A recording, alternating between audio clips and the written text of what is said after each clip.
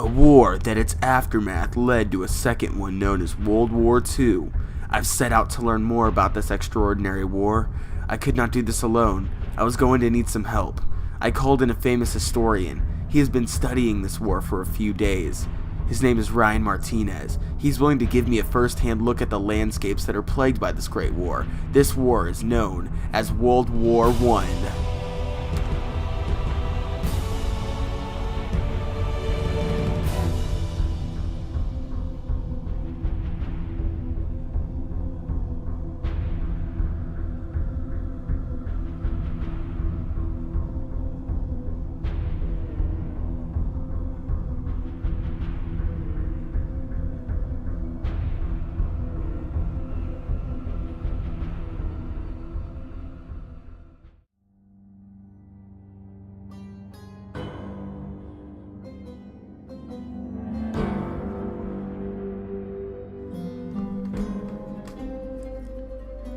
However, this chaos and war didn't spawn out of nowhere. The political leaders of countries around the world had a pretty big impact on the start of this war. I met up and talked with Ryan, and he told me the leaders that played a role in this war were Germany, Wilhelm II, Britain's Asquith, Austria or Hungary's Franz José, Belgium with Albert I, France with Raymond Poincaré, and Russia with Nicholas II.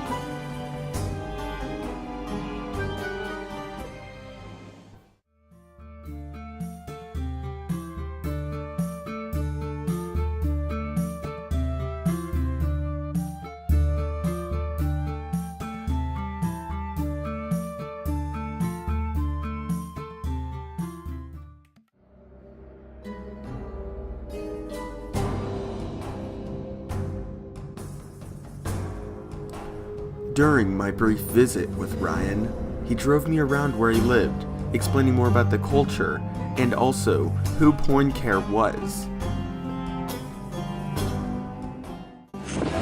Raymond Poincaré was a French statesman who served 3 times as Prime Minister and President from 1913 to 1920.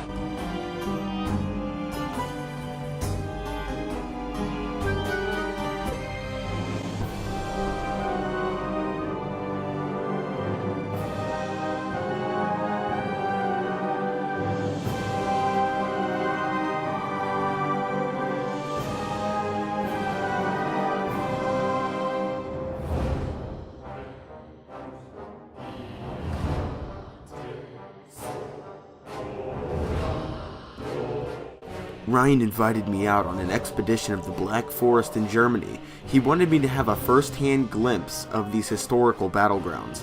In person, he gave a great insight into what Pals Battalion was.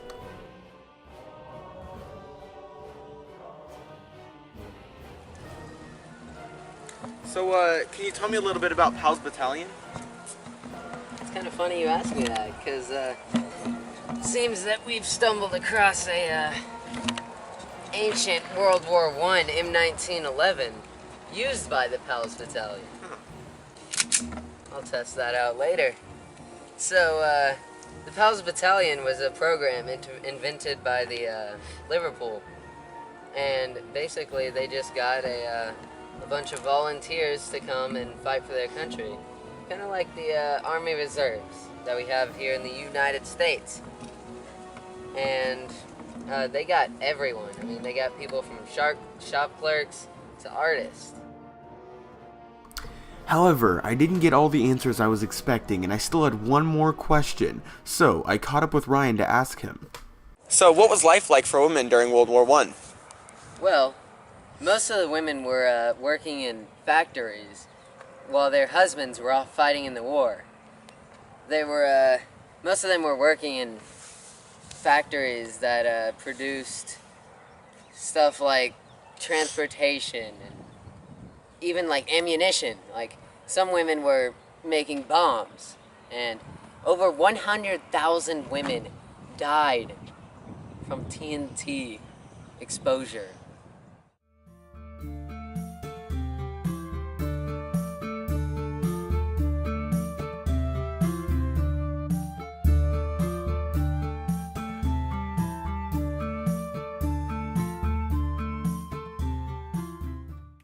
However, Ryan didn't have all the answers I needed, so we scouted out another historian with a whole season of History Channel and around 200 hours of Civilization 5 under his belt. His name is Matthew Jefferson.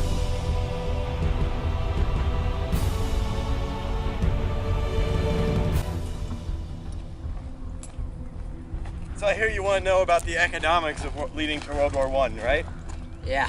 Okay, so you see, Europe was a war field. It was like a powder keg just waiting to light. And the reason for that was all the competition over new land. Let's walk. So they all wanted these new colonies, you see? Like Indonesia, Cuba, all these were colonies controlled by different countries in Europe. Makes sense. And these contributed massively to the GDP. But land was running out in Europe. So there was this massive just competition to scrape up whatever land was left and create large shipping fleets to get as much production and resources as possible, you know, because money is nice. Who doesn't want money? Yeah, who doesn't? So a big contributing factor was also that Great Britain and Germany were building massive fleets to protect and raid shipping lanes. So there was this huge rush for, they call it an arms race. You see, both sides building up as much power as they can, and eventually there's going to be war. Familiar with arms races? Now, this was actually a battlefield in World War I. You see, you had the Germans over there, the British over there. This is what we call no man's land. The land between the two trenches. And this right here, it's a mortar. A mortar hit here hundreds of years ago. I see the fragments. Yeah. Here, look.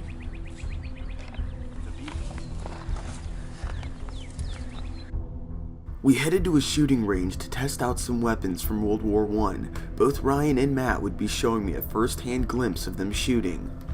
So this, as I said before, is an M1911. It was used by the PALS Battalion in the U.S. Army. Now, we're gonna give it a few test shots.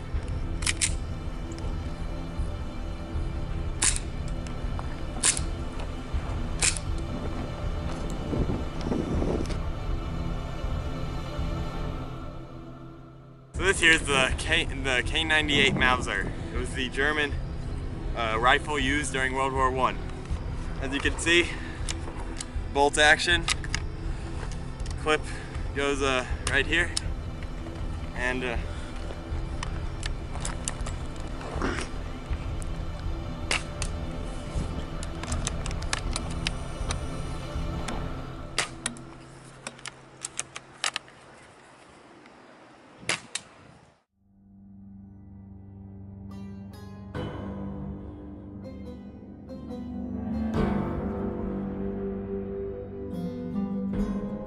A professional historian met up with us after hearing about our documentary, and he wanted to add to it. He is a PhD in canal history and a PhD in the war aspect of world history. First off, I'd like to thank Mr. Bolton for allowing me on this show. There's some key points I'd like to touch on. Franco-Prussian War. Basically, in a nutshell, the Franco-Prussian War was a conflict between the Prussians and the people of France. That's the Franco-Prussian War.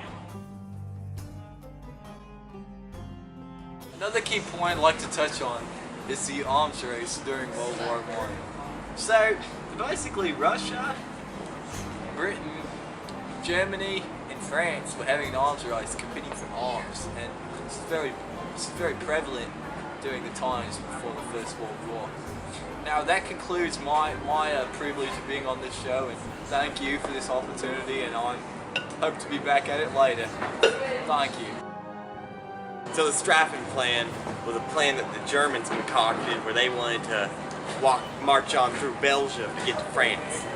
It was a military plan where they would take advantage of the neutrality of Belgium to cut through France.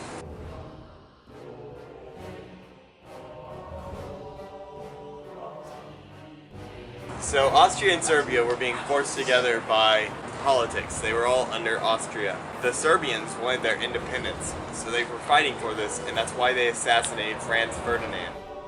Matt later went on to explain that the Serbians are arguably the reason why World War I started, that the assassination of Franz Ferdinand was the metaphorical match that lit the powder keg of Europe.